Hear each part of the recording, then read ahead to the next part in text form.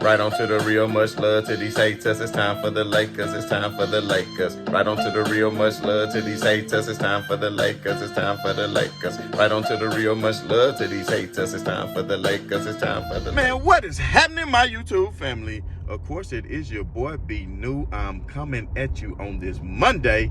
And first and foremost, as always, just want to send out positive vibrations and blessings for everybody who could be listening. Now, with all that being said, of course, I do want to mention that my apologies for being away for the past week or so and not posting consistently, just because, it is the All-Star break.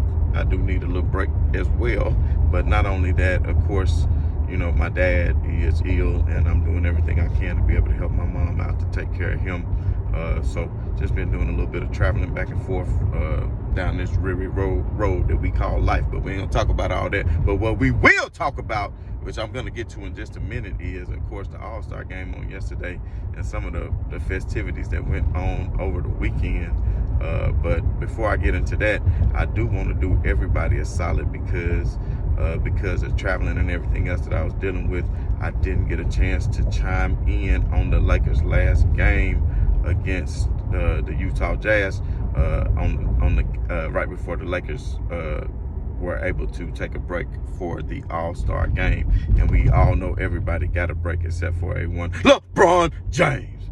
But with all that being said, just to touch on that game, we do know that the Lakers won that game, although Anthony Davis was yet again injured. I'm not sure why Anthony Davis always want to continue to wear these low top shoes and then get ankle injuries. Not saying that the high tops would have prevented him from being injured, but I just feel like it may not be a worse injury than it gets you. It provides a little more stability. If anybody hoop, a lot of people, they prefer mid-top, low-top, whatever.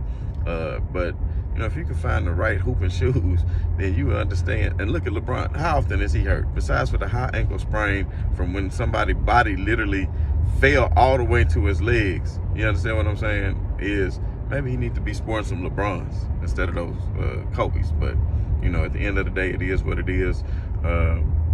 They brought a stretcher out for a moment, so you thought he was about to get wheeled away. And I think he told him no because he knew it wasn't broken. Maybe he didn't know for sure, but he didn't want it to be like, damn, I got carried away on the stretcher for an ankle sprain. You know what I'm saying? And that's what it ended up being, because we all know the x-rays came back negative. Anthony Davis was not just too injured. Probably looking at, they say, I would say 4 to 6 weeks with an ankle sprain, because you just never know how the body may heal. We would be hoping for 4 weeks, because at the end of the day, you got to get through March. And then if you get through March, that's 4 weeks, considering, this last week plus the week of All-Star break, that would be 6 weeks. So if he can come back right at April, which would only leave, 2.5 weeks left in the season with only X number of games. So a lot of people, especially the people that pray for the Lakers' downfall, were quite happy once Anthony Davis got injured, which is crazy to me. I don't see how somebody could be happy when another player's injured. But at the end of the day, LeBron James carried the Lakers to the W that evening. And one thing I do want to touch on, he didn't have a big third quarter. I feel like LeBron James, I won't say he gave up on the team, but I just felt like he was like, oh my God, here we go again. I got to carry this load yet again. And then maybe he heard news. Of course, they saw AD at halftime and encouraged him. But once the x-rays came back negative and they told the team, well, hey, it's not broken, so he's not going to be out for a very extended amount of time. Maybe we can get him back here in about 4 or 5 weeks. Then LeBron James said, oh, okay.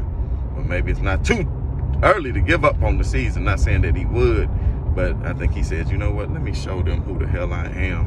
And we all know what he came out and did in the fourth quarter, scoring, I think, 15 of his 33 points in the fourth quarter. And for everybody who be saying they be cheating on 2K when LeBron be going up against 3 dudes coming down through the lane and hanging in the air, I think he still showed you at the age of 37 that he's more than capable of getting the job done. And Westbrook did have 6 turnovers in that game, but he played smart for the most part, because they weren't dumb turnovers, except for probably 2 of them that I can remember. And forgive me, because it has been damn near a week since the game. But I do remember 2 that was boneheaded plays. But for the most part, he was attacking, and sometimes those turnovers are going to happen.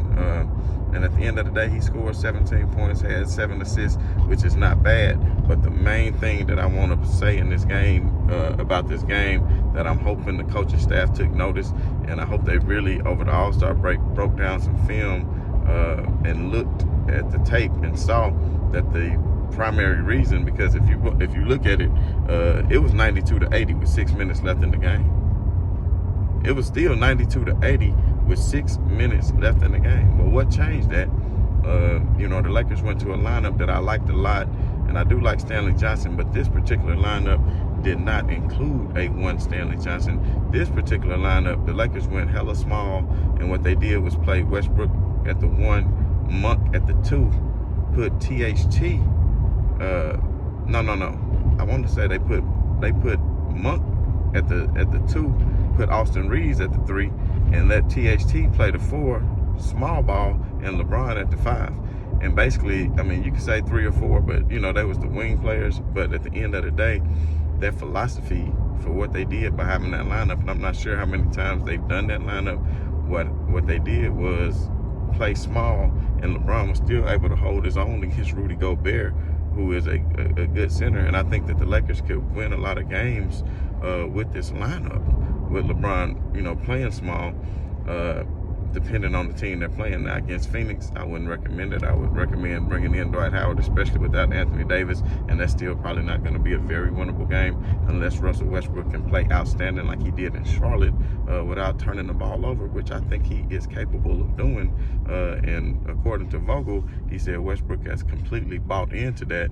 But of course, there's swirling rumors. Of course, you got people like Bleacher Report who always come out and make these reports but never name their sources, talking about Clutch Sports is mad because Westbrook didn't get traded for John Wall, and Rob Pelinka, refused to do it because he wasn't going to bow down to what LeBron James is saying. But I'm just telling you, I don't have any official sources, but just as much as I followed and reported on LeBron James, I just don't feel like that he was pressuring anybody's hand to trade Russell Westbrook, even though Westbrook has had a hell of not the best of seasons, even though his numbers are similar. But at the end of the day, because that would be LeBron James saying, I failed, late GM, even though he hasn't failed with all the 5 All-Star teams that he picked 5 years in a row and still undefeated.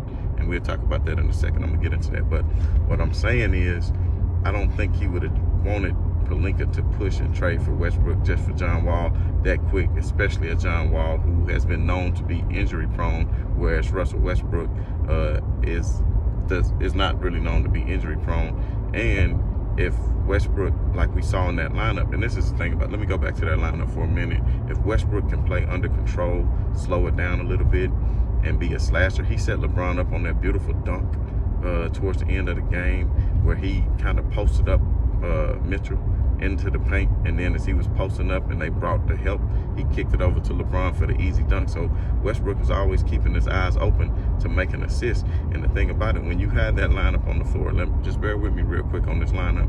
When you had that lineup on the floor, you have a LeBron James who can facilitate, who can get assists and get others easy baskets, and who can also get to the cup, make his own play, create for himself, and create for others, right? We all know that LeBron James can do that. Then you have a THT who is capable of creating for himself, creating for others, getting to the hole, as well as hitting outside shots. Then you have a Russell Westbrook who is more than capable of getting to the hole, creating for others, and not necessarily a great outside shooter, but can slash and create for himself. And if he can hit a 3-pointer every once in a while. He hadn't been so bad from the corner, for the threes, but he just has to pick and choose and be smart about how he does that. So, with all that being said, I'm missing something. Oh, and Austin Reeves. Then you have Austin Reeves on the floor with them as well. And with Austin Reeves being on the floor with them, you have somebody else who's more than capable of knocking down the outside shot, which he hit a big shot because with 18 seconds left, Austin Reeves hit a big time 3, when LeBron was going to the hole, and he stood right there at the 3-point line because he was confident in himself to know that if LeBron gets into trouble, which he did, because they came on, I think, a damn near triple team on LeBron to where he had to kick it back out. And of course, he had the confidence enough in Austin Reeves, which that only builds Austin Reeves' confidence as well, because he had confidence enough to give it to Austin Reeves, and for Austin Reeves to hit basically the shot that sealed the game to put the Lakers up by 4 with 15 seconds left. So, you know, that lineup, and Austin Reeves, while he's not, you know, as good as THT is getting to the cup and creating for himself, he still is capable of playing off the dribble and getting to the hole. And I don't understand why people be wanting to tailgate me like that, but at the end of the day, man, it is what it is. So my main point is Austin Reeves is more than capable of getting to the cup itself. And when you have 5 players on the floor who all are capable of scoring, and who all are capable of creating for others, and who all are capable of hitting down the outside shot, except for Russell Westbrook, who can still hit an outside shot, but it's not the person you really want taking a whole lot of them. You understand me? But that was the lineup which got the Lakers back into the game, to me, and ultimately won the game for the Lakers. So if they can continue to play like that, try to limit Trevor Ariza's minutes, which he hasn't played as bad, but I still think he's too much of a defensive liability. So once Carmelo comes back into the fold, which it was, Carmelo could have played, they were saying that Wednesday before All-Star break, but it wouldn't have made any sense to have him re-aggravated because hamstrings need rest. It's the best rehabilitation for those. So with the hamstring, you know, to get him an additional week off for the All-Star, that's great, because I don't think the Lakers are going to be back in action until Thursday, maybe even Friday, if I'm not mistaken. So they got a hell of a break, which is good for them. And, you know, at the end of the day, if you can get into the playoffs, then you got a chance, just like you saw. And let me touch on this from the All-Star game last night, just like you saw with LeBron James. You understand what I'm saying?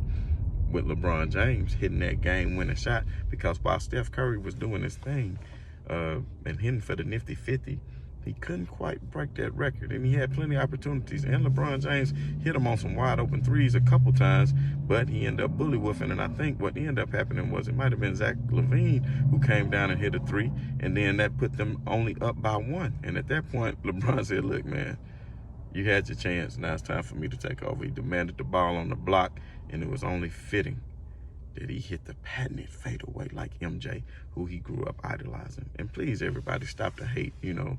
Like, you got to be Team LeBron or Team Jordan. Listen to what I'm saying. Y'all know that I got LeBron as the GOAT.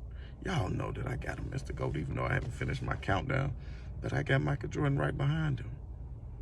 I got Michael, and I'm sorry to give it away, but if you didn't know by now, I mean, damn, it's not rocket science.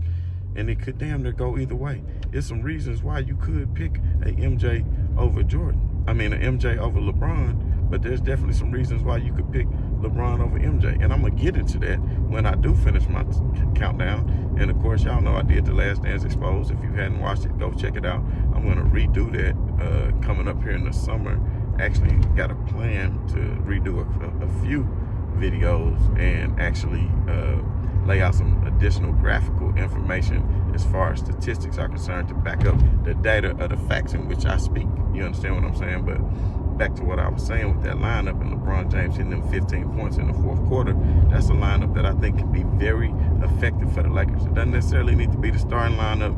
You can still start Stanley in there with LeBron playing the 5, but definitely that's probably what they need to go with, because LeBron, he shows you that he's capable of playing the 5, unless you're playing against, I say, a Jokic, a Aiden, a Nurkic, an Embiid.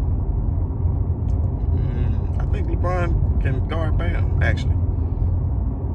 But it's going to take a lot out of him on the offensive end. But these teams just shoot so many threes and outside shots now. It's not like he's just down there banging with a Patrick Ewing or something. You understand what I'm saying? And speaking of which, did y'all hear about what Patrick Ewing said, that he would be Michael Jordan of this era? And people laughed at him. But I'm telling you what, if Rudy Gobert is a great center right now, I'm telling you, Patrick Ewing would feast. Because Patrick Ewing was a hell of a player on both sides of the court. Patrick Ewing was a hell of a player on not just the offensive side, but on the defensive side. And you talking about a Rudy Gobert, he better than Rudy Gobert on the defensive end. And he way better than him on the offensive end. You understand what I'm saying? So if you really think about it, Rudy Gobert is one of the best centers in this league right now. So if Rudy Gobert could be one of the best centers in this league, then you know Patrick Ewing would feast. So I kind of agree with that. I wouldn't say he would be Michael Jordan, but he would be in the MVP conversations, I feel, because Rudy Gobert proves to you don't have to be a stretch five to be successful in this league. So I mean, you're gonna have to respect what Patrick Ewing can do down on the post and tell me who in today's game would really guard him. But you know, that's something else. We can talk about that on another show for another day. But everybody who saw the show that LeBron put on, not only at the All-Star game last night hitting that, but in the game before for Utah, with Aaron Donald on the side, and much love that he gave him. And then, of course, MJ, the love that he showed LeBron last night as well. For everybody who want to just constantly, you know, make it seem like it's just animosity between the two, when that's not necessarily the case. But at the end of the day, man, back to be more consistent. I know we don't have any games here for the next few days, so, you know, it might be a little bit less content, but I still am going to come back on tomorrow because there are some things that we definitely need to weigh in on, and as of right now, I have something that I need to take care of. So as always, I just want to send peace and much love to everybody and say right on to the real, and much love to these haters. I'm out.